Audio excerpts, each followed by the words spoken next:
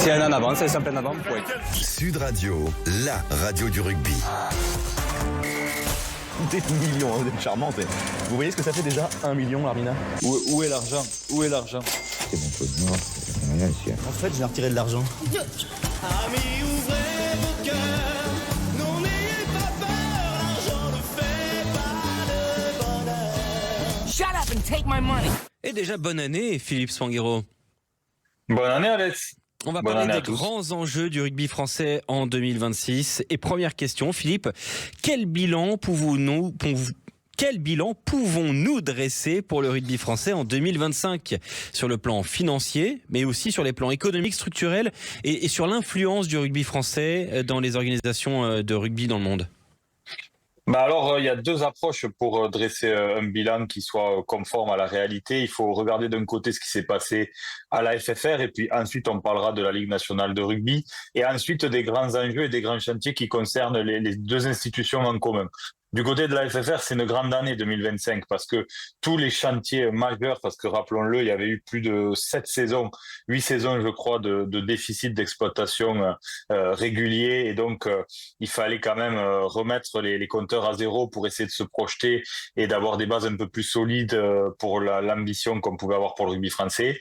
Et donc c'est pas encore pour cette saison, mais normalement pour la saison prochaine, grâce à des négociations qui ont été réussies, notamment celle du Stade de France, on l'a dit, on en a parlé régulièrement, qui permet à la FFR de réaliser des économies importantes à chaque match joué au Stade de France, avec la possibilité également de se délocaliser plus régulièrement en province, d'être plus proche des supporters du 15 de France un peu partout sur le territoire, et puis d'avoir des jauges de stade adaptées aussi à l'équipe que l'équipe de France reçoit. Donc ça, c'était une négociation majeure, elle a été réussie. Et puis ensuite, il y a une négociation importante qui, médiatiquement, a été un peu moins mise en lumière, mais qui concerne les revenus destination. On l'avait dit, mais au moment de l'entrée de CVC, le fonds d'investissement au capital de la société commerciale Destination, une négociation avait été menée où le rugby français était quand même le grand perdant, puisque CVC et les organisateurs considéraient que les reversions des bénéfices chaque année des droits de cette société ne pouvaient pas être à part égale, puisqu'il y avait des nations qui ont un impact plus fort sur le résultat. Et la Fédération française de rugby avait été un peu le laissé pour compte à l'époque et prenait que 16% des revenus des bénéfices annuels de la société commerciale. C'est un gros bras de fer qui a été réussi par la nouvelle gouvernance de la fédération. Et donc, on a réussi à avoir 3% supplémentaires et à passer de 16 à 19%. Donc, à l'échelle des revenus, même si les chiffres sont confidentiels, on peut estimer que c'est entre 3 et 4 millions d'euros de bénéfices supplémentaires annuels pour la fédération. Ça, c'était le deuxième grand chantier. Et ensuite, le chantier qui a commencé à être mené, mais qui n'est pas terminé, c'est ce qu'on appelle le plan Marshall. C'est ce que la gouvernance a appelé le plan Marshall en termes d'infrastructure, parce qu'on le sait, le rugby a des gros enjeux de développement d'infrastructure. Il y a 60 millions qui ont été fléchés pour accompagner les clubs et à ce stade, c'est 280 clubs pour 25 millions d'euros de financement d'infrastructure. Ah ouais. Donc voilà pour l'année 2025 du côté de la fédération.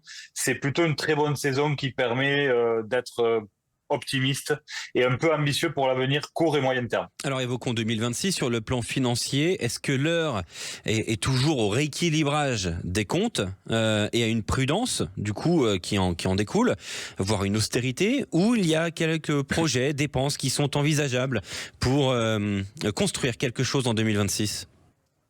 Non, il n'y a pas d'austérité, il y a de la gestion en bon père de famille, puisque en parallèle de cette augmentation des recettes, notamment un jour de match au Stade de France, les revenus Six Nations, on vient d'en parler, il y a aussi un plan d'économie qui a été réalisé. On vit un peu plus modestement à la fédération, mais je crois que personne s'en plaint. Voilà, l'avenir du rugby français passe avant tout, c'est l'intérêt supérieur, parce qu'il y a encore quelques chantiers complexes à mener du côté de la fédération, notamment la gestion et l'exploitation de ce stade Raoul-Montbran à Pantin.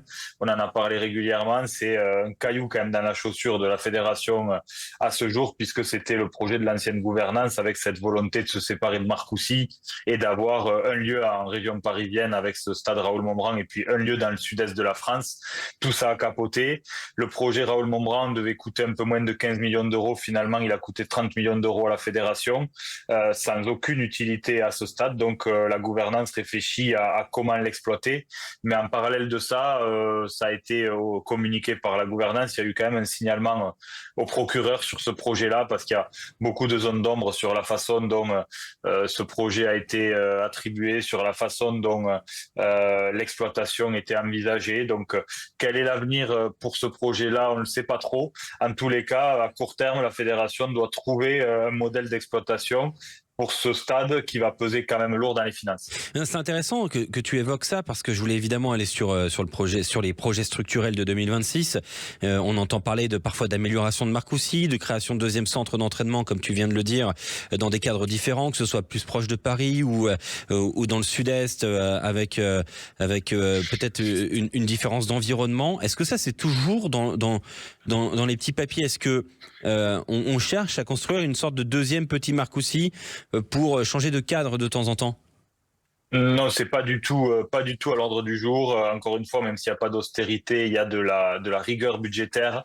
Et donc, la réalité de la gouvernance aujourd'hui, c'est de régler ce sujet Raoul Montbran avant de se projeter. Marcoussis est un bel outil. Ce serait extrêmement ambitieux, voire dangereux d'envisager à ce stade, puisqu'encore une fois, on le répète, l'équilibre budgétaire, il est prévu pour la saison 2025-2026. Ça fera 8 ou 9 saisons successives de perte d'exploitation. Donc, se projeter sur des sujets aussi ambitieux, je ne crois pas que ce soit l'ordre du jour de la gouvernance actuelle. En tous les cas, il y a des solutions, en effet, puisque les joueurs ont besoin de changer d'air aussi. Régulièrement, avant les matchs, ils vont les préparer à Rueil Malmaison et puis ils ne sont plus à Marcoussis toute la semaine. Il y a aussi la volonté de Fabien Galtier et son staff, en effet, de bouger régulièrement en période de stage, de préparation de tournées et de tournois. Donc, ça, c'est vraiment des solutions qui restent envisagées et qui seront mises en place. Mais je ne crois pas un projet d'envergure comme l'ancienne gouvernance l'a porté, au moins à moyen terme. Est-ce qu'il y a des secteurs du rugby français qui nécessitent des investissements d'urgence, comme peut-être le rugby féminin ou les petites écoles de rugby qui sont en train de mourir dans les territoires? Ouais, mais c'est l'enjeu majeur, c'est le fameux plan Marshall dont a parlé la gouvernance et qui est un enjeu très stratégique de la fédération. En fait, on se rend compte qu'aujourd'hui, le rugby français est en difficulté dans les territoires ruraux, qu'il y a de plus en plus de regroupements dans les écoles de rugby, mais il y a deux raisons à ça. Il y a en effet un vrai enjeu d'infrastructure et de besoin de capacité d'accueil pour ces jeunes.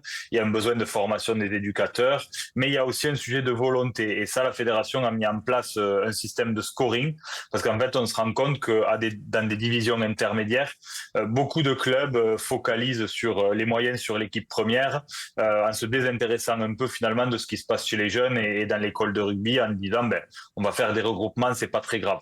Mais ce sujet des regroupements, c'est la mort du rugby dans nos territoires, et c'est ce que la fédération veut combattre justement par ce système de scoring, et elle accompagnera en priorité les clubs qui ont une volonté globale de développement de son éducation, de son école de rugby et de la façon dont on perçoit le rugby comme levier d'éducation au sens large et pas seulement voilà, puisque c'est un vrai enjeu d'intégration sociale. On parle beaucoup en effet du féminin, mais on développe aussi beaucoup le rugby santé avec des sections pour handicapés. Ça se passe très bien, il y a de très bons résultats. Et donc le rugby, pour se démarquer des autres sports, doit aller encore davantage sur ces terrains-là. Philippe Sanguero, parlons de la nationale, c'est la 3e division française, elle est gérée aussi par la Fédération française de rugby. Est-ce que la viabilité de la nationale est une problématique à résoudre prochainement? Une problématique à résoudre, en fait, c'est un sujet depuis longtemps parce que dans les faits, ça a été un sujet porté par Bernard Laporte. Cette volonté d'avoir 3 divisions professionnelles, c'était ambitieux. Aujourd'hui, on se rend compte dans les faits, je le répète souvent, mais que le rugby français est déjà le seul championnat du monde qui offre 2 divisions professionnelles dignes de ce nom, avec une vraie réalité économique. Je crois qu'en fait, on est rentré dans une forme d'utopie en voulant faire croire que notre économie permettait d'avoir 3 vraies divisions professionnelles. On se rend compte dans les faits que c'est toujours très compliqué économiquement pour une partie des équipes qui composent cette nationale. Alors bien sûr, il y a des équipes solides, on les voit toujours en haut de classement, mais quand on regarde un peu en bas, c'est beaucoup plus compliqué. On a vu ces dernières saisons des équipes exploser en cours de route. On sait aussi que la marche qui amène à la Pro D2, elle est brutale. Et donc, il y a des sujets aussi d'accompagnement pour les équipes qui ont de l'ambition de monter. C'est un sujet, en effet, pour la FFR, ça c'est une certitude, parce qu'il y a ce besoin d'avoir une réalité économique sur les sujets qu'elle traite. Et donc, il y a le féminin et il y a la nationale qui sont des sujets majeurs. Et puis, enfin, le 15 de France, quel est l'enjeu majeur de 2026 selon toi pour les Bleus de Fabien Galtier? Sur quels aspects l'équipe de France doit performer ou doit rectifier des choses? L'équipe de France, en fait, elle a besoin de gagner. Elle a besoin de gagner parce que, je le répète souvent, mais aujourd'hui, on a quand même un sujet, en effet, sur la dimension Ligue Fédé. On y reviendra tout à l'heure, on parlera de la santé de la Ligue, mais sur la vision commune, sur les enjeux communs, il y a en effet la demande qui est faite à la fédération, de la fédération vis-à-vis des clubs professionnels, d'accompagner la performance de l'équipe de France. Et donc, tout ça, pour que ça rejaillisse sur les clubs professionnels, il faut qu'on ait une équipe de France qui gagne.